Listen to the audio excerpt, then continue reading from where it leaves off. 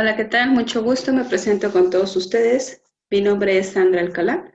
Soy licenciada en Enfermería y Obstetricia, técnico en emergencias médicas, egresada de aquí del Centro de Capacitación. El día de hoy es un gusto compartir con ustedes el tema de emergencias ginecológicas.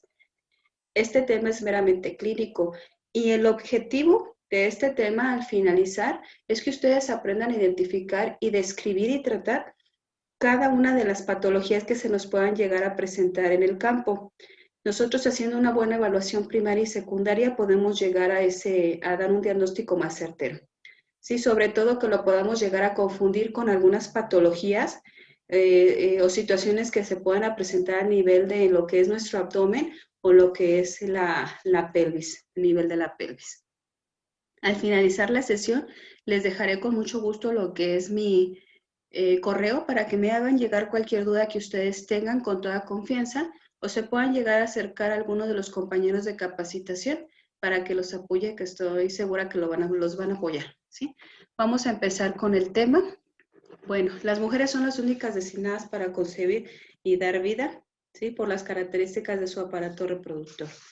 Vamos a dar lo que es un pequeño repaso de lo que es la anatomía y fisiología, ¿sí? La cual, bueno, vamos a identificar que el aparato reproductor femenino se va a dividir en lo que es tres partes. Son los órganos genitales externos, los cuales van a estar ahí constituidos por lo que es el monte de Venus, los labios mayores, labios menores, el vestíbulo de la vagina, que es el recubrimiento, clítoris y bulbos del vestíbulo. Y a su vez, bueno, también hay estructuras internas, como son la vagina, útero, trompas de falopio y ovarios. Y otras glándulas que también son importantes mencionarlas, puesto que en situaciones de agresión sexual no intervienen y es por eso que también se llega a hacer un daño más profundo, ¿sí? Como son las glándulas vestibulares y las glándulas uretrales o parauretrales. ¿Sí? Vamos a mencionar así de manera muy breve un poquito de cada uno de de la anatomía de cada uno de los componentes, ¿sí? Y que involucran al sistema reproductor femenino. ¿Sí? Lo que es la apertura vaginal. La apertura vaginal, bueno, esta es la apertura que se va a extender desde lo que es la parte más exterior hasta lo que es el cervix. El cervix es el conducto o el canal de parto y este es de mucha importancia en el momento del nacimiento de un bebé, ¿sí? Y puede llegarse a lesionar o puede llegarse a desgarrar, ¿sí? Los labios mayores y los labios menores, estos a su vez son pliegues de piel que contienen tejido adiposo y así como glándulas sebáceas y sudoríparas. ¿Sí? Los labios mayores van a estar recubiertos por lo que son vello y dentro de esta cavidad, bueno, se van a encontrar lo que son los labios menores. Estos no van a segregar ningún tipo de células sudoríparas como lo hacen los labios mayores, sí, es en menor cantidad, ¿sí? Y estos van a rodear lo que es el vestíbulo de la vagina. Y el clítoris es un pequeño órgano cilíndrico que va a estar, aproximadamente va a tener una medición de 2 a 3 centímetros y el cual va a estar localizado en los extremos anteriores de los labios menores, ¿sí? Estos vienen siendo los órganos externos femeninos. Dentro de lo que son los órganos internos, vamos a encontrar lo que son los ovarios. Los ovarios se van a ubicar a cada lado del abdomen. Cabe recalcar que los ovarios o el aparato de la mujer al momento del nacimiento ya nace con determinados óvulos, que son los que se van a estar utilizando durante todo su ciclo reproductor o su edad fértil, ¿sí? Es la misma cantidad del lado derecho que del lado izquierdo. Sí, entonces cuando se llega a la edad de la pubertad o cuando empiezan sus ciclos menstruales, bueno, va a salir su ciclo ovárico, va a salir un óvulo de un lado y un óvulo del otro lado, intercalados mes con mes, ¿sí? Las trompas de falopio van a conectar a cada ovario con lo que es el útero. Las trompas de falopio traen unas vellosidades que son las que van a hacer la captación, por la captación de lo que es el óvulo al momento de que se expulsa, ¿sí? Para que inicie su ciclo reproductor. El útero es el órgano muscular hueco. Este tiene forma de pera. Va a medir alrededor de unos 7 a 8 centímetros. ¿Sí? Va a depender de la bibliografía que ustedes consulten. La que yo ahorita les estoy mencionando va de 7 a 8 centímetros con una longitud de 5 a 7 centímetros de ancho. ¿Sí? El útero va a contener diferentes capas, ¿sí? En la cual nosotros, la que nos interesa ahorita nosotros reconocer, o la de la que más vamos a hablar, es la capa es el endometrio, el cual es importante, bueno, porque es la que se forma durante todo el mes, que al final si no se concibe o no se fecunda el óvulo, va a salir en forma de menstruación, ¿sí? Es esa capita que se forma, ¿sí? Y la vagina es la cavidad más externa del sistema reproductor. Por la vagina, bueno, pues es como también lo mencionan, es la cavidad vaginal, ¿sí? Es la cavidad vaginal. Esta cavidad vaginal va a estar muy ácida, pero al momento o dependiendo de la etapa en la que se encuentre de su ciclo ovárico, va cambiando de ácida y se va haciendo un poquito más alcalina. Además de que la condición de los espermatozoides o el pH de los espermatozoides es alcalina.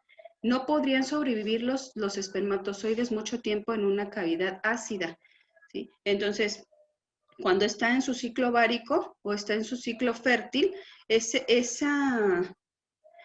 aspecto va cambiando un poquito más alcalino, ¿sí? Cuando se descargan los espermatozoides, estos entran a la cavidad, como que neutralizan un poco esa parte ácida, y es por eso que los espermatozoides llegan a sobrevivir hasta 72 horas dentro de la cavidad, ¿sí?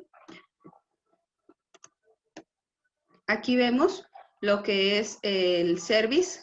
El cervix es la parte que nosotros vamos a considerar mucho cuando veamos el tema de obstetricia, donde el cervix es el que se dilata o es el canal del parto, ¿sí?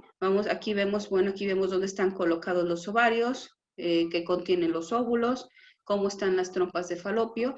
Todas las trompas de falopio, las dos trompas de falopio que tenemos, así como los ovarios, están sostenidos por diferentes ligamentos, que son los que impiden que se mueva de su lugar. ¿Cito? Vemos que lo que es las estructuras externas como internas del aparato reproductor femenino son estructuras muy vascularizadas y por lo tanto muy sangronas. Esto quiere decir que, bueno, alguna lesión a estos órganos, ¿sí? O estas estructuras, puede ser muy aparatosa un sangrado. ¿Cómo se intervienen diferentes hormonas para que se lleve a cabo el ciclo reproductor? Yo les voy a ir explicando un poco cómo se da ese proceso, ¿sí? Todo se va a dar a nivel de lo que es a nivel cerebral, por medio de lo que son las estructuras o las glándulas, que es el hipotálamo y la hipófisis. Estos van a segregar la hormona gonadotrópica, folículo estimulante y luteinizante, mandando una comunicación directa a lo que es el aparato reproductor femenino.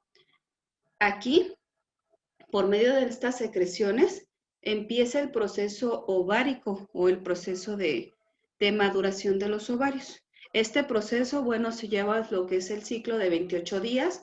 Aquí se estimula la secreción de lo que es la hormona y el estrógeno, ¿sí? Para llegar a dar todo ese proceso, ¿sí? Aquí observamos que en el ovario, bueno, los óvulos van a empezar con lo que es una fase folicular o una fase de maduración. Se escoge a uno de los ovarios, va a ir aumentando de tamaño o va a ir madurando, ¿sí? Y una vez que se encuentra en su espesor total, bueno, o maduro, va a ser expulsado hacia lo que es la trompa de falopio. En esa trompa de falopio es captado, ¿sí? Va a ser recibido por las diferentes vellosidades de la trompa de falopio, ¿sí?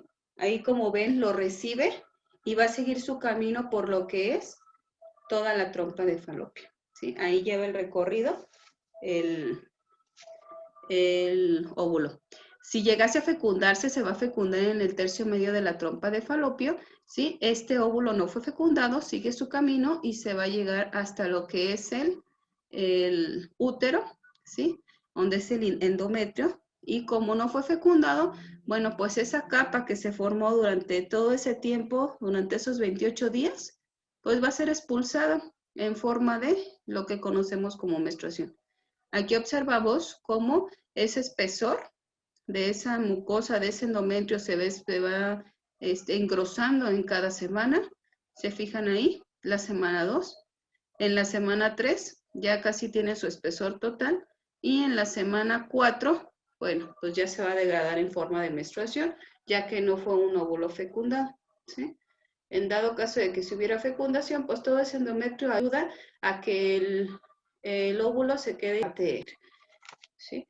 Este ciclo y en las 3 fases, pues va a estar involucrado. En la primera etapa es la hormona folículo estimulante, en la segunda etapa es la hormona gonadotrópica, ¿sí? Y en la tercera etapa, bueno, ahí hagan de cuenta que ahí se forma un cuerpo amarillo, que este es el que prepara el endometrio para la implantación del óvulo fecundado, y pues aquí, como en este caso no se produjo, pues se va a degradar, ¿sí? Se va a degradar y se va a expulsar en forma de menstruación, que es lo que se presenta cada 28 días.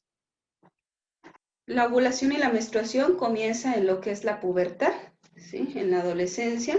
El inicio de la menstruación o la primera menstruación que se presenta en las mujeres se le va a conocer como menarca, y esta va a ocurrir generalmente entre los 11 y los 16 años de edad.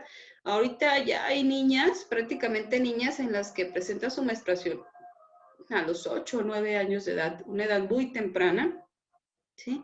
Y pues bueno, ahí también puede ser una buena comunicación con los padres de la edad temprana para que en este caso pues las niñas sepan qué hacer, ¿sí? La ovulación y la menstruación va a continuar durante toda su edad reproductiva hasta que no se llegue a la menopausia. Ya son los diferentes cambios hormonales, y que esta va a ocurrir alrededor de los 45, 50 años de edad, dependiendo de cada mujer. Hay personas que también presentan una menopausia muy, muy temprana, así como mujeres que la presentan después de los 50 años de edad. Sí, pero ese es el rango estimado, más o menos. Cada mes el óvulo es liberado dentro de las trompas de falopio, ya lo mencionábamos, y el proceso de fertilización va a comenzar en la vagina cuando el esperma, perdón, es depositado en el cervix, y este va a viajar a través de lo que es el útero para subir a lo que son las trompas de falopio. Si ocurre la fertilización en el transcurso de 14 días después de la ovulación, bueno, el recubrimiento del útero comienza a separarse, y el periodo menstrual alrededor va a durar de una semana. Esto también va a depender mucho de la bibliografía, pero es una estimación de una semana y de ahí para abajo. Pueden ser de 3 a 5 días, cuando mucho, ¿sí? Sí hay personas, y eso ya va a dependerse de su sistema hormonal o de sus hormonas, cuánto dure su periodo menstrual, ¿sí? Alrededor vamos a dar, la bibliografía que tenemos aquí es de una semana, pero vamos a considerar que dura de 3 a 5 días aproximadamente. Y bueno, las causas de las emergencias ginecológicas se pueden deber desde una causa clínica, que es alguna enfermedad, puede ser alguna enfermedad también desde nacimiento, alguna alteración en su sistema reproductor, o puede llegar a ser por una enfermedad de transmisión sexual, que son las enfermedades que vamos a tratar, o puede llegarse a ser por un trauma, cualquiera de esas situaciones. Por eso hay que hacer una buena evaluación primaria y una buena evaluación secundaria. Sí, vamos a tratar una de las primeras enfermedades, que es la enfermedad pélvica inflamatoria. En esta enfermedad es una infección a los órganos reproductores femeninos superiores. Específicamente va a ser útero, ovarios y trompas de falopio, ¿sí? Los órganos patógenos van a entrar en lo que es o por lo que es la vagina y durante lo que es la actividad sexual. Y estos patógenos van a seguir caminando hacia lo que es el cervix hasta colocarse en alguno de estos órganos. Este tipo de enfermedades, si no es tratada adecuadamente, puede traernos serios problemas hasta llegar al grado de esterilidad, ¿sí? Entonces, la enfermedad pélvica lo que hace es que se deposita esa infección en alguno de los órganos, se genera una cicatriz y un engrosamiento de esa estructura que a la larga también nos puede llegar a traer problemas de un embarazo ectópico, ¿sí? Que por la cicatriz que se formó, el óvulo fecundado, por ejemplo, que la cicatriz se haya hecho en lo que es la trompa de falopio. Recordemos que la fecundación se da en el tercio medio de la trompa de falopio y en dado caso de que la cicatriz la tuviéramos en esa parte, puede ser que esa cicatriz impida el recorrido adecuado de lo que es el ovario fecundado, ¿sí? Y se llegue a implantar ahí, se quede ahí implantado y por lo tanto va a crecer el óvulo fecundado en esa trompa de falopio. El diámetro de una trompa de falopio pues es pequeñito, muy, muy pequeñito. De 4 a 5 o 6 milímetros de espesor. Entonces, eso es lo que mide un óvulo fecundado, eso es lo que mide alrededor de las 7, 8 semanas de gestación. A partir de ese entonces, sí se inhibe lo que es el periodo menstrual, pero empiezan a tener dolores a nivel de la pelvis, dolores punzantes, va a haber inhibición de lo que es su periodo menstrual, y una vez que ese óvulo fecundado ya no cabe en la zona, pues puede haber ruptura de esa trompa de falopio y por lo tanto dolor abdominal agudo, sangrado, ¿sí? Pues es un embarazo ectópico roto, ¿sí? Puede haber sangrado abundante y en la paciente, bueno, va a llegar a estado de choque o estado de un estado de hipoperfusión. El signo de enfermedad pélvica inflamatoria que se presenta con mayor frecuencia va a ser un dolor generalizado en la parte inferior del abdomen, ¿sí? Aquí puede llegarse a presentar más molestias al la paciente estar acostada en determinada posición o al estar caminando. Aquí les muestro una imagen en el cual nosotros vemos de un lado de la pantalla que está inflamada toda la trompa de falopio, se fijan ahí, está inflamada, es lo que ahorita les comentaba un poquito, ¿sí? Entonces, esa inflamación, bueno, pues puede llegar a tener serias consecuencias si no es tratada adecuadamente, ¿sí? Regularmente una mujer debe de tener una visita ginecológica una vez que inicia su periodo menstrual, alrededor de una vez al año. Es visita ginecológica una vez al año, ¿sí? Para que le estén haciendo sus controles previos. Una vez que tienen vida sexual activa, se recomienda que suele ser una visita ginecológica cada 2 veces al año.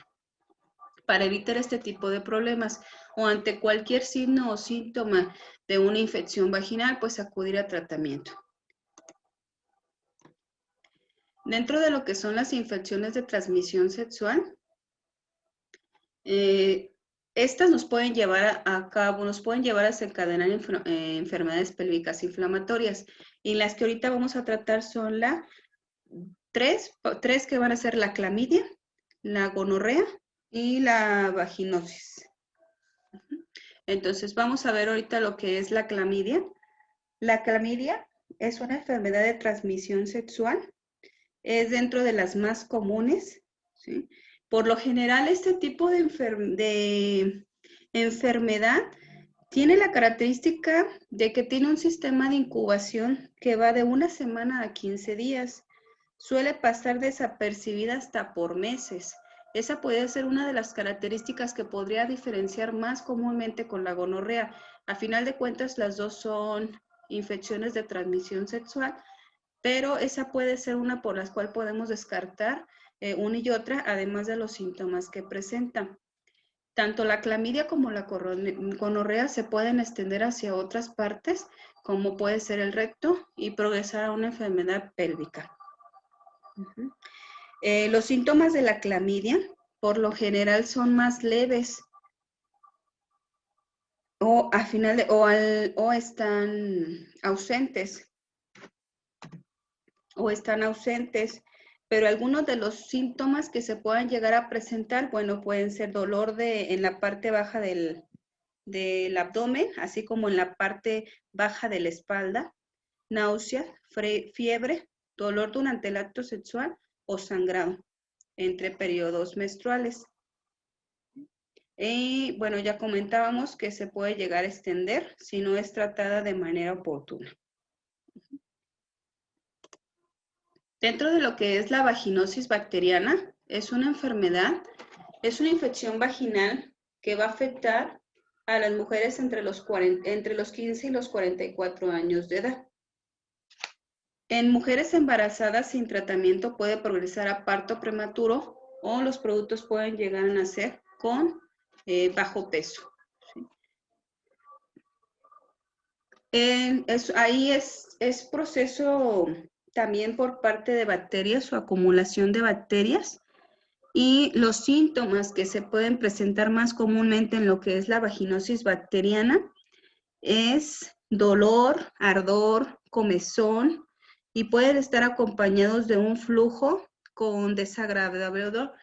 La vaginosis bacteriana sí es muy característica, puesto que esta nos da uno de los signos como son un olor a pescado. Esa puede ser la característica de esta enfermedad por la cual podemos llegar a diferenciar a la clamidia y la gonorrea, que de estas otras dos no se presenta muy comúnmente ese olor.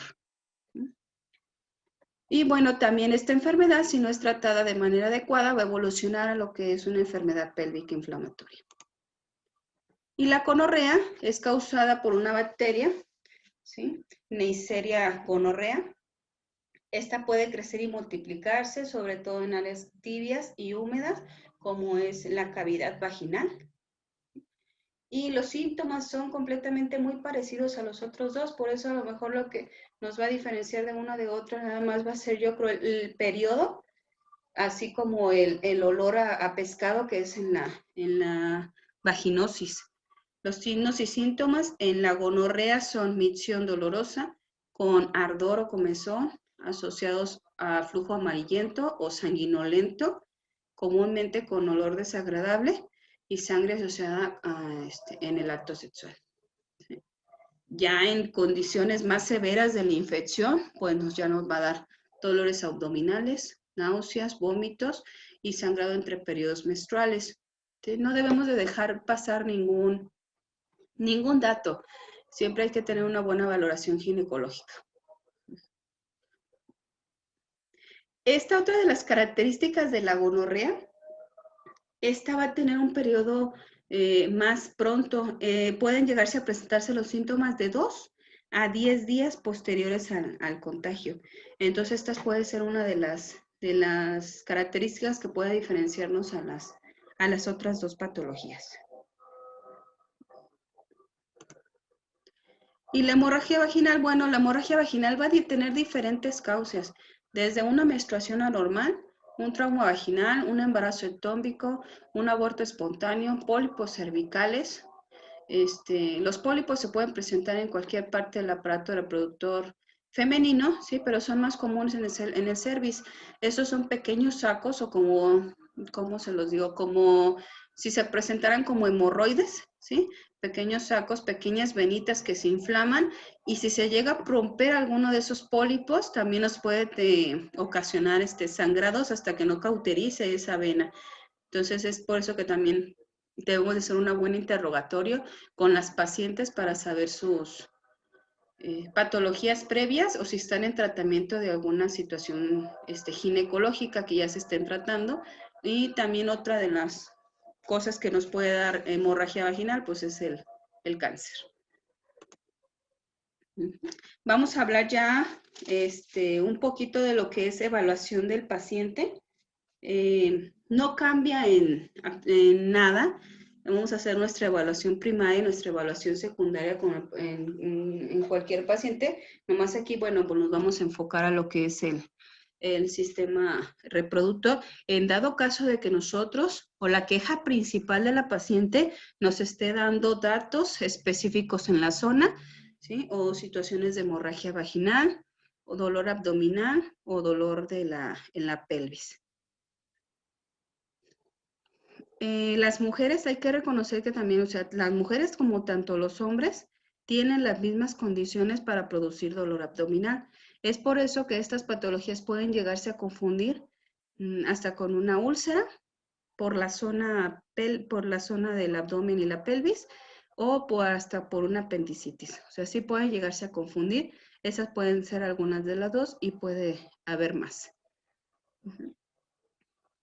Entonces, en evaluación del paciente vamos a hacer siempre una evaluación de la escena. Ustedes ya conocen lo que es evaluación de la escena. Es segura, necesita ayuda. Vamos a conocer nuestros 5 puntos. Necesita ayuda, cuántos pacientes hay, cuál es la naturaleza de la enfermedad, ¿sí? Ha tomado las precauciones estándares y ahorita más en estos tiempos en los que pues, ya debemos de tener más conciencia del uso de nuestro aislamiento a sustancias, así como todo el equipo necesario para evitar contagiarnos de cualquier enfermedad, ¿sí? Ahorita en la actualidad, bueno, estamos entrando a una nueva etapa en la que debemos de acostumbrarnos a no dejar a un lado lo que es todo nuestro sistema de protección. En lo que son las enfermedades en la mujer, bueno, vamos a tener que las emergencias ginecológicas van a involucrar grandes cantidades de sangre en dado caso de que haya una hemorragia externa. Y bueno, si nosotros no traemos nuestro equipo de protección personal adecuado, pues podemos correr el riesgo de contagiarnos de una de estas enfermedades. Además que no va a ser muy fácil que la persona te diga que tiene algún tipo de enfermedad sexual, de transmisión sexual, ¿sí?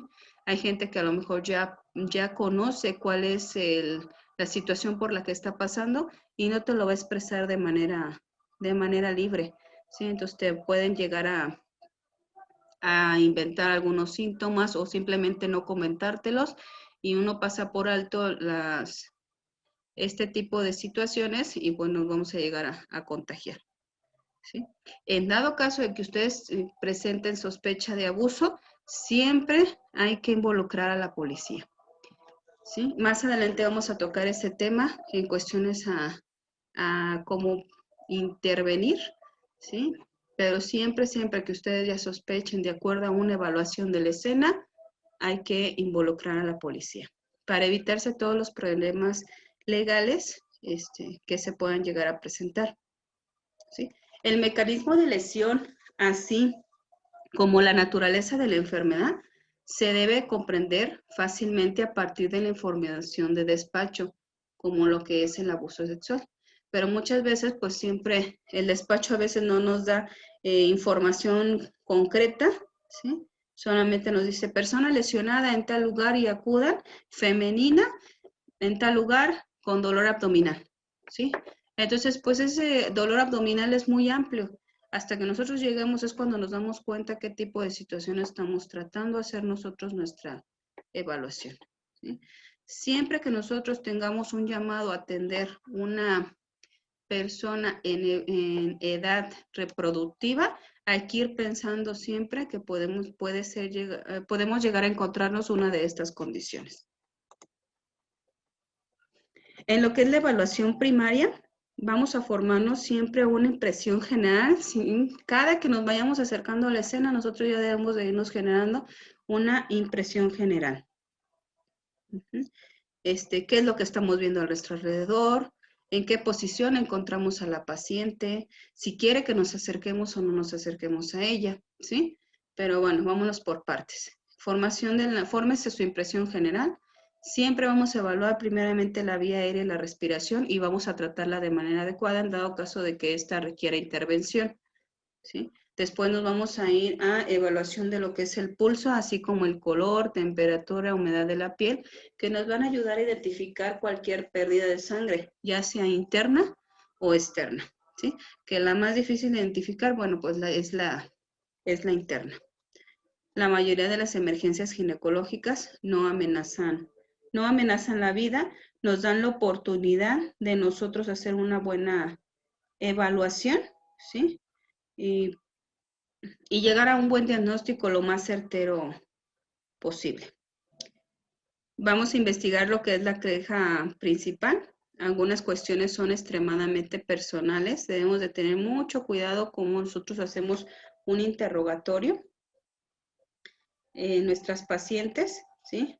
Debemos de vernos profesionales. Y no obligar a las pacientes a que te contesten si no quieren contestarte. No hay que sacar nosotros ningún juicio. Nosotros vamos a atender primeramente a la parte médica y luego la psicológica, y de lo demás de todos los interrogatorios pues se encarga la policía o los que tengan que hacerlo, ¿sí? Asegúrese de proteger la privacidad y la dignidad de la paciente. Bien importante con esto, muchachos. Solemos ser muy, ¿cómo se los menciono? Muy confianzudos en nosotros meterle mano a las pacientes.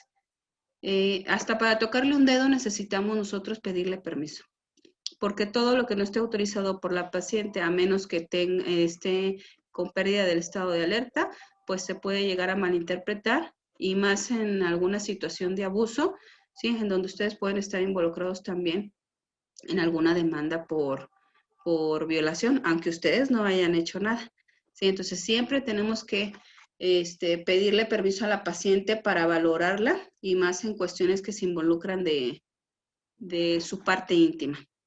Cuando haya dolor abdominal, preguntamos cuánto duró, ¿sí? El inicio, la duración, la calidad, hacia dónde se va ese dolor, ¿sí? Vamos a hacer nuestro OPQRS, ¿sí? Y los factores que provocan o alivian, ¿sí? Puede ser que alguna posición alivie el dolor, ¿sí? Y alguna otra lo genere con mayor intensidad, ¿sí? Y los síntomas asociados, ¿sí? Si esa posición le ocasiona náuseas, le ocasiona mareos, qué otra parte, hacia dónde se llega a irradiar de acuerdo a su posición en la que se encuentra. Entonces, esto va a depender de un muy buen estado, un muy buen interrogatorio que nosotros le hagamos a la paciente. Dentro de lo que es la continuación de la historia clínica, bueno, cuando haya sangrado vaginal vamos a preguntar exactamente lo mismo, que cuándo inició ese sangrado vaginal, desde hace cuánto tiempo ya lo tiene, qué cantidad está sangrando, síntomas asociados como síncope y mareo. En lo que es la cantidad, la forma más fácil de poder evaluarla es cuántas unidades de toallas sanitarias hace cambios hacia el día, ¿sí? Esa puede ser una. O a partir del momento en el que usted empezó a tener más sangrado, cuántas unidades, cuántas toallas sanitarias ha acumulado, cuántas veces se las ha cambiado. Una toalla sanitaria o un apósito sanitario, a veces de los que traemos en la ambulancia, ya hicimos nosotros el experimento o la comprobación de cuánto líquido almacenaba una toalla sanitaria y un apósito sanitario de los que traemos en la ambulancia. Va a almacenar cada apósito alrededor de 150 mililitros. Nada más aquí hay que considerar, bueno, que la sangre es más espesa, que se coagula, si no trae ahí uno que otro coágulo atorado, ¿sí? Dentro de las fibras de lo que es el apósito. Por lo regular va dentro de las diferentes toallas sanitarias que checamos cuánta cantidad de agua acumulaban. Iba desde la más bajita, desde los 70 mililitros, hasta lo que más nos pudo acumular, 150 mililitros, ¿sí? Entonces vamos a dejar un promedio que un apósito va a acumular alrededor de unos 100 mililitros de sangre. Bien empapado. No es así la manchita ni que esté a la mitad o un cuarto. Bien, bien empapado, ¿sí? Entonces, ¿cuántas toallas se ha cambiado durante el día? Y bueno, dentro de los síntomas asociados a lo que es el sangrado, como si ha tenido desmayos o si está mareada. Esto va a depender mucho al tiempo que lleve sangrando, ¿sí? Al tiempo y la cantidad de sangrado que tenga. Recordemos que el organismo tiene la capacidad para hacer una hemostasia hasta una pérdida de sangre hasta 500 mililitros. Después de 500 mililitros es en donde van a empezar los problemas, ¿sí? Donde va a haber una descompensación. Y es ahí donde ya empiezan a intervenirse algunos otros cuestiones de compensación, de que el organismo tiene que compensar esa pérdida de sangre. Pregunte si toma alguna píldora o dispositivo de control natal, si tiene un control para no embarazarse, ¿sí? Si cuándo fue la última vez que se lo fue a checar, o si tiene dudas sobre embarazo. También hay que tener mucho cuidado cuando nosotros evaluemos a la paciente porque habemos gente que podemos llegar a tener nuestro abdomen un poquito más, ¿cómo se les dice? Un poquito más prominente, el cual podemos nosotros llegar a confundirlo con que tenga un abdomen de embarazada, y no es así. ¿Sí? El tejido adiposo, bueno, hay más acumulación ahí dependiendo de la persona, de tejido adiposo en esa zona, y la persona también se puede llegar a ofender en dado caso de que tú le digas, ¿y cuántos meses tiene de embarazo? O sea, cuando la persona ni siquiera, a lo mejor ni siquiera ha tenido hijos, a lo mejor ni siquiera tiene pareja, ¿sí? Y pues bueno, nada que ver con el embarazo. Entonces, nada más hay que tener también mucho cuidado en cómo interrogamos esa parte. Yo interrogaría cuál fue su fecha de última menstruación. Esa sería una forma de conocer parte de si el abdomen abultado es por eso, o puede llegar a haber una hemorragia, un sangrado abdominal que nos pueda llegar a tener también esas características, ¿sí? Preguntamos sobre el último periodo menstrual, ya se los mencionó. ¿Sí? En lo que es evaluación secundaria, bueno, aquí vamos a ir a una evaluación de los signos vitales. Ya los conocemos todos, su pulso, su presión arterial, el color de la piel, ¿sí? Y sus signos ortostáticos, ¿sí? Sus signos en posición supina, así como en posición de sentado para ver cuáles son los cambios que se presentan. Abdomen, si hay distensión y sensibilidad. Una vez si el abdomen está, ya sabemos, si el abdomen está que no quiere ni que se lo toque, no lo volvemos a tocar. Y el genitourinario, bueno, si hay sangrado visible. Ojo con el cuestión a evaluar la parte genitourinaria. Si la persona no se deja que evaluemos esa parte, a pesar de que evidentemente hay salida de sangrado, pues no lo hacemos, ¿sí? Siempre vamos a pedir permiso para evaluar esa parte, esa zona. De lo contrario, si ella no lo permite y evidentemente vemos que hay sangrado en esa zona, le proporcionamos unas toallas, para que ella se las coloque, ¿sí? En casos de abuso sexual, en donde sospechamos de que hay laceraciones en la zona, alguna cortada, alguna lesión con algún objeto, pues ahí podemos utilizar una ligera presión local en la zona, ¿sí? Nada más para ayudar a la contención del sangrado. Y vamos a estar evaluando de forma continua. Una vez que llenemos adecuadamente ese apósito, completamente, bueno, lo vamos a cambiar por uno nuevo. Vamos a observar también en hemorragia vaginal, si hay flujo vaginal, ¿sí? Vamos a observar o vamos a tener las características del olor vaginal, ¿sí? No me refiero a que se acerquen ahí, sino que simplemente si el olor es muy evidente, lo que mencionábamos en las características anteriores. El síncope, la fiebre, las náuseas y la emesis son significativas de emergencias ginecológicas, ¿sí? Y dentro de lo que es la reevaluación, bueno, vamos a reevaluar la evaluación primaria. Hay muy pocas, en realidad muy pocas intervenciones que se puedan llegar a hacer aquí en lo que son las emergencias ginecológicas, ¿sí? Muchas de las veces nada más es identificarlo, atender las situaciones que pongan en riesgo la vida y de ahí pues es evaluación continua, de tanto nada más de evaluación continua de todas las intervenciones y estar evaluando la presencia de sangrado y el tratamiento de este. Vamos a comunicar toda la información a lo que es nuestra dirección médica o al hospital receptor, incluyendo la posibilidad de embarazo.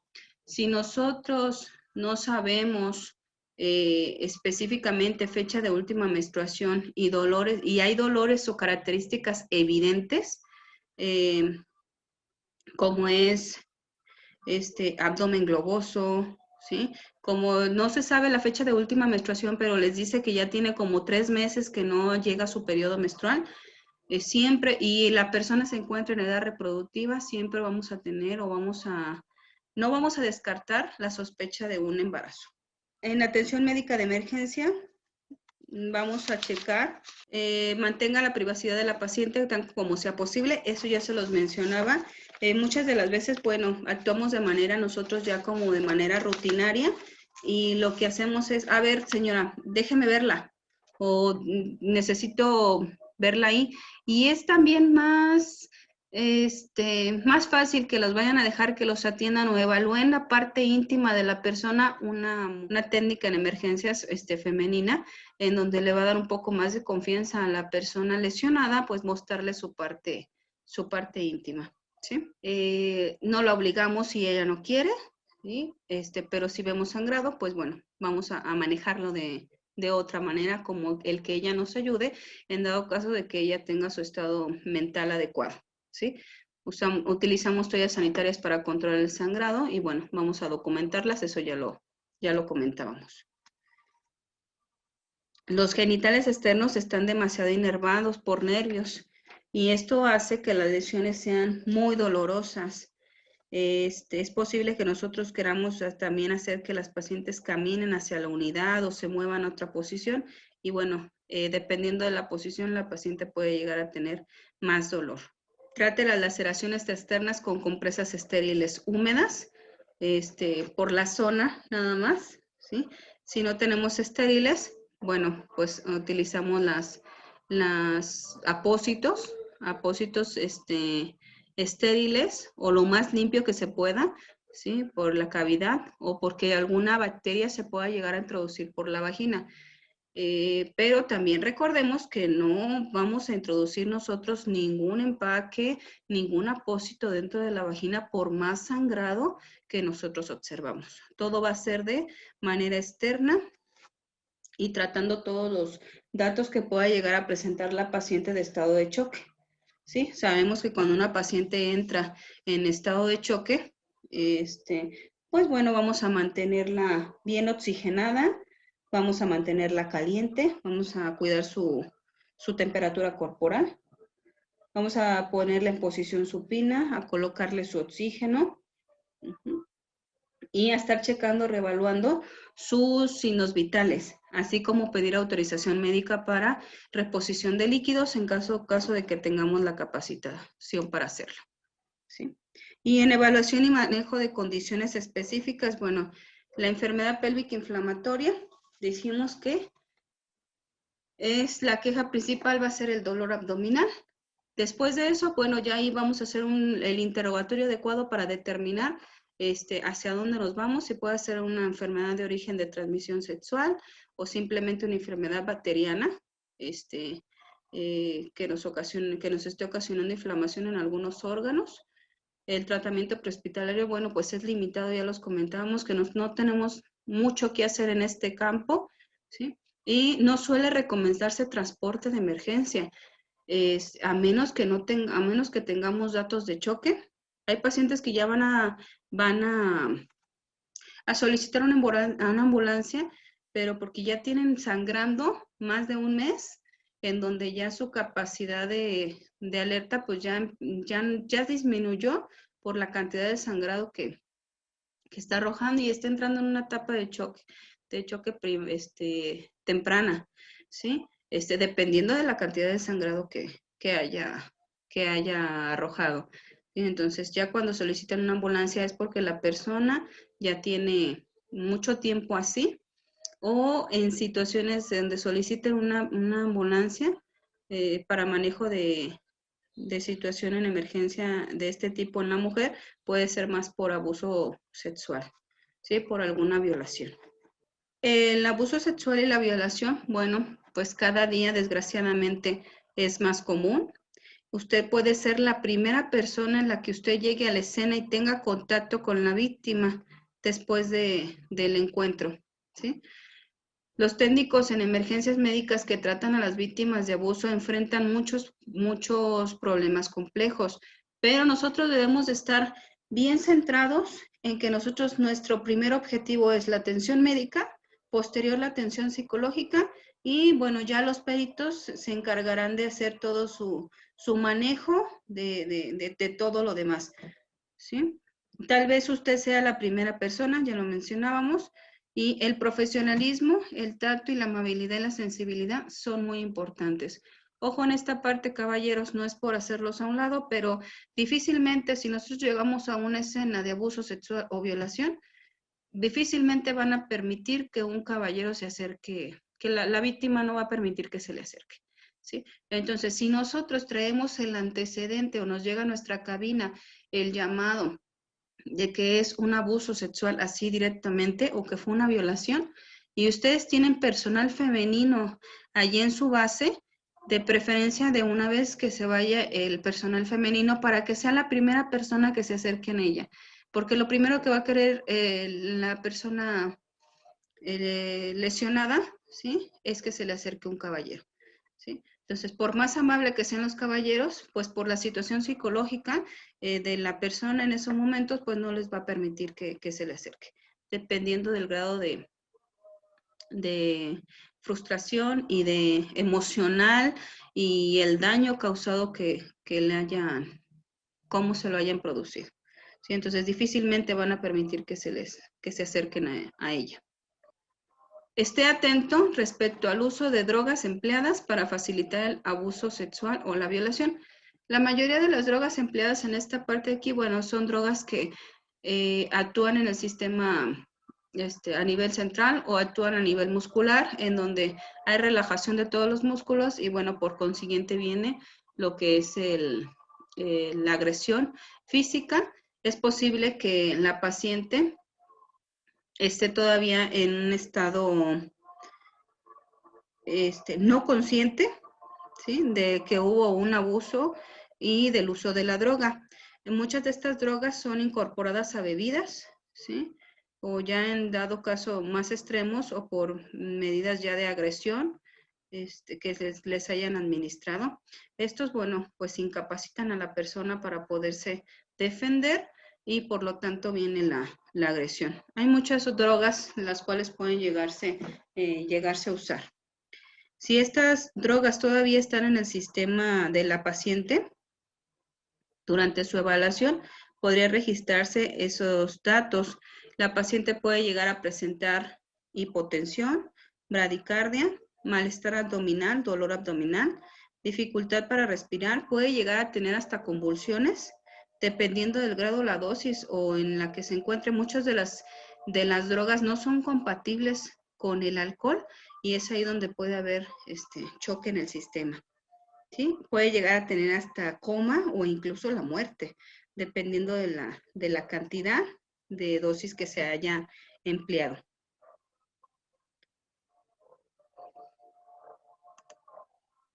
¿Sí? Usted debe de enfocarse en tratamiento médico de la paciente, ya se los mencionaba, posterior atención psicológica de la paciente, preservar evidencia y tomar la historia clínica. No hay que tratar de interrogar nosotros a los pacientes para obtener información en beneficio de la policía. Eso no nos toca a nosotros nos toca interrogarla en cuestión física, cómo se encuentra la paciente. No juzgue a la paciente y siempre protéjala del juicio de otras personas que lleguen a la escena. Es bien importante ahí. Mirones en donde quiera va a haber. Entonces, es muy importante que ustedes protejan la integridad de la paciente, el cual les está dando la confianza para que sea atendida por ustedes. ¿Sí? Y bueno, vamos a ver ya, casi ya para terminar, algunos principios para el tratamiento de abuso sexual.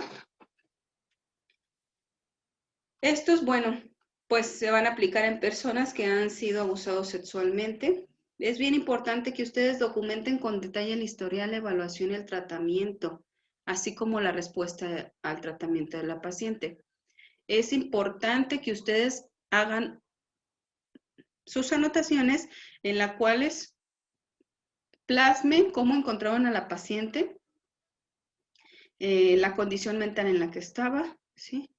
Su evaluación secundaria, en la cual se hace una evaluación más enfocada. Bueno, pues podemos anotar cómo se encontraban su estado mental, cómo se encuentra la condición de sus pupilas, cómo se encuentra su habla, si está coordinando adecuadamente, si se encuentra ubicada en tiempo, lugar y espacio, ¿sí? Todo eso que ustedes documenten es de suma importancia, porque en dado caso de que la persona o la víctima presente alguna demanda contra el abusador, pues ustedes pueden ser llamados a testificar, y esto es un proceso muy largo en el cual no se puede llegar a presentar hasta 2 o 3 años después, en el cual ustedes hasta ya ni siquiera recuerdan el caso y sean llamados para testificar. ¿Sí? Entonces, no vamos a especular absolutamente nada. Lo que se escribió es lo que vieron, y si no se escribió no hay que inventarlo.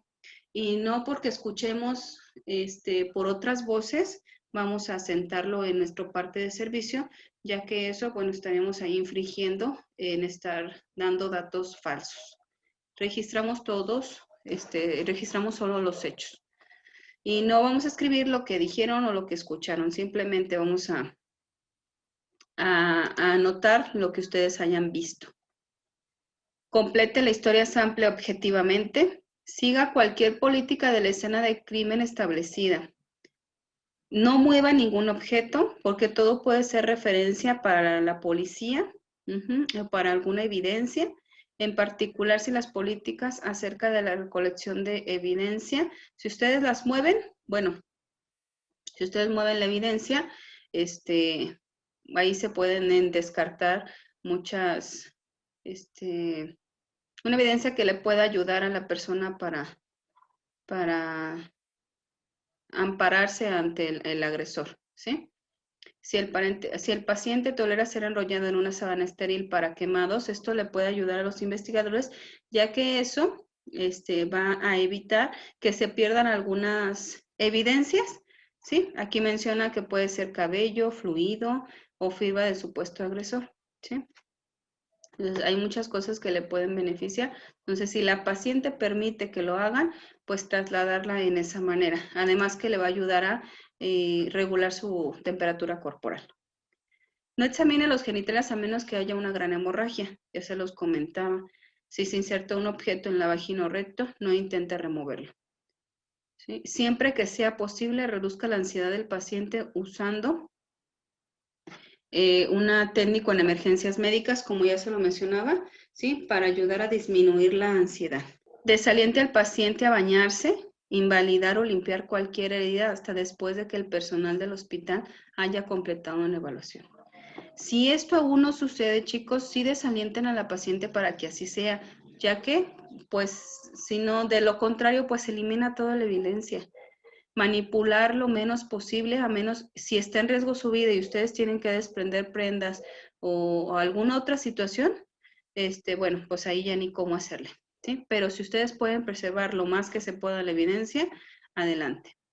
Y siempre tratar de almacenar todos los objetos, ropa en bolsas de papel.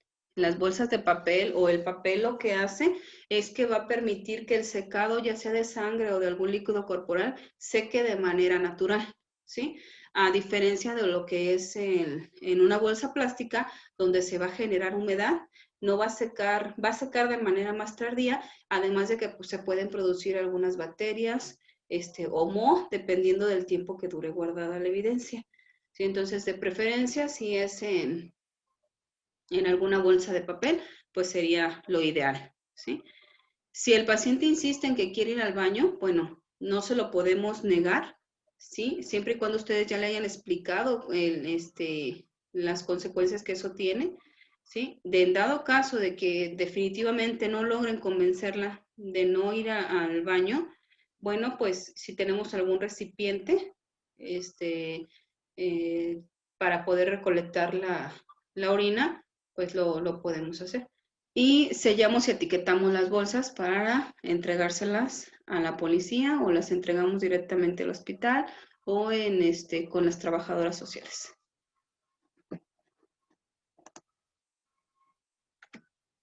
Y ya para terminar, vamos a ver el último punto, que si es posible el transporte de la paciente hacia un hospital con personal especializado, o sea, que la acompañen o vayan detrás de ella, que por lo regular siempre que se informa ya de un abuso sexual, bueno, sí llegan a las unidades hospitalarias para seguir con el seguimiento del caso, ¿sí? Se puede evaluar por completo a estos pacientes, realizar exámenes médicos y forenses en dado caso, así como proporcionar todos los aspectos de atención médica y de apoyo de estos pacientes, ¿sí? En algunos otros lugares, a veces no se mueve la víctima hasta que llega todo el personal especializado. Llegan a psicólogos, llegan peritos, llegan la policía, ¿sí? Pero en dado caso, en este caso, bueno, aquí nuestros protocolos, en dado caso de que tengamos o pongamos en riesgo, la vida de la paciente está en riesgo, bueno, pues ahí no vamos a demorar el traslado definitivamente. Pero si podemos, lo más que podemos llegar a pedir aquí, bueno, eso es solicitar el apoyo de personal de la policía. Si ustedes ya están viendo que efectivamente es una paciente de abuso sexual, soliciten a la policía, una mujer policía, ¿sí? Sí podemos tener la facultad para solicitarla, y les van a preguntar el motivo. Bueno, el motivo es porque necesitamos que se acerque a la paciente, ya que es una paciente que fue abusada sexualmente y no quiere el contacto con los hombres. Es muy raro todavía aquí que nosotros lleguemos a solicitar atención psicológica, que lleguen a la escena. Por lo regular no, por lo regular se van a presentar en lo que son los hospitales, que la mayoría de los hospitales tiene atención psicológica para este tipo de pacientes. Y ya se les da continuidad una vez llegando al hospital. Aquí todavía nuestros protocolos, todavía no hay mucho auge para que lleguen todas las instituciones o las instancias adecuadas al lugar de la escena. Por lo regular, llegan ya al hospital, ¿sí? Y se van solicitando de acuerdo a cómo se va viendo la situación, ¿sí? Pero bueno, lo vamos a hacer en medida de lo posible y ayudar a preservar la evidencia lo más que se pueda. Y no cabe más aquí recalcar más que nos portemos de manera muy profesional ante estas situaciones, ¿sí? Puede ser una situación de una niña en la cual pues debemos de manejarlo con mucho profesionalismo, ¿sí? Además de todas las personas que estén involucradas ahí en el lugar, ¿sí? Entonces nada más les pediría mucho profesionalismo, enfocarnos en nuestro trabajo para determinar adecuadamente bien todo lo que es este tipo de situaciones, ¿sí? Y bueno, y con esto terminaríamos lo que es la presentación, ¿sí? No me cabe más que decirles que hacer una buena evaluación primaria y secundaria, una buena evaluación, bueno, desde todos los puntos iniciales, evaluación de la escena, evaluación primaria, evaluación secundaria, ¿sí? Nos va a llevar a un buen objetivo, ¿sí? Las características de cada una de las enfermedades, saberlas identificar adecuadamente para no dar o evitar dar falsos diagnósticos o que las pacientes no se trasladen y después posteriormente se compliquen más por no saber haber identificado adecuadamente una lesión, un sangrado interno, una infección que ya está muy avanzada, ¿sí? Entonces, si nosotros tenemos la posibilidad de llevarlas a una unidad médica de acuerdo a su condición en la que se encuentren, pues hacerlo, ¿sí? Y identificar adecuadamente cada una de las patologías. Entonces, bueno, con esto terminaríamos el tema. Cualquier duda que tengan, con toda confianza, me la pueden hacer llegar. Para mí es un gusto estar con ustedes y espero les haya servido mucho la información. ¿Sí? Estamos al pendiente y me despido de todos ustedes. Hasta luego.